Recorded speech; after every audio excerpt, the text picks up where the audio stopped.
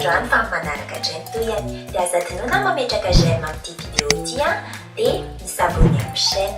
Fomba fanaovana an'izay tsindrio le hoe s'abonner eo ambany eo miaraka amin'ilay la cloche kely eo akaikiny. Aza tinoana fa mbola be dia be ny vidéo atao amin'ity chaîne ity dia mandra-pionandray ahy e!